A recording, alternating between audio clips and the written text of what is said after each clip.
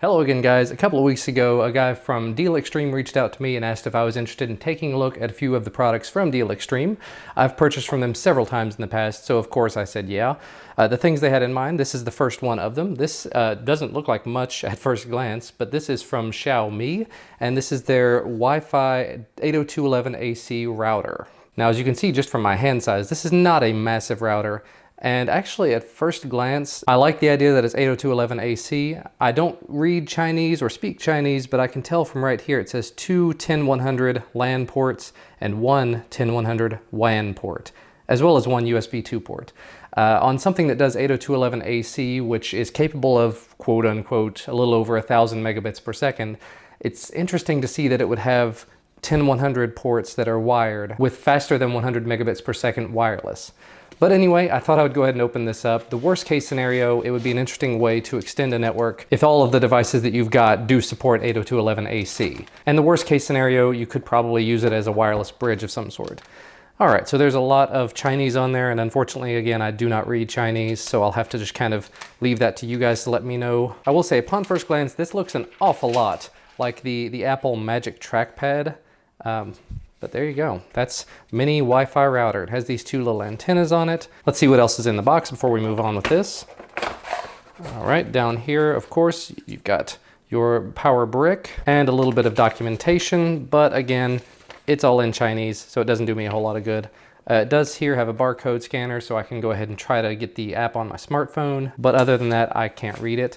That's one of the things I read about on the Deal Extreme site and on a couple of other sites, is that apparently even on this, the entire UI is in Chinese.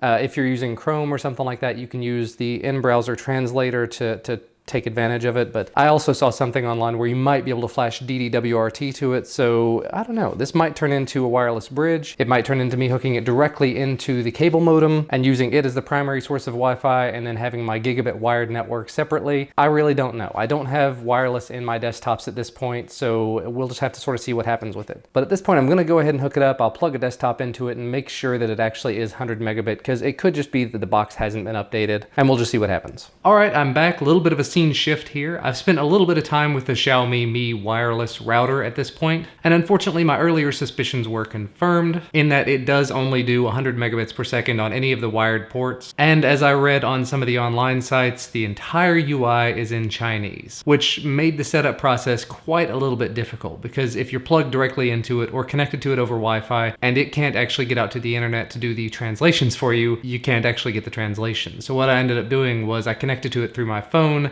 and then when I would get a page loaded, I would disconnect from the Wi-Fi, let the LTE take over, do the translation, reconnect to the Wi-Fi.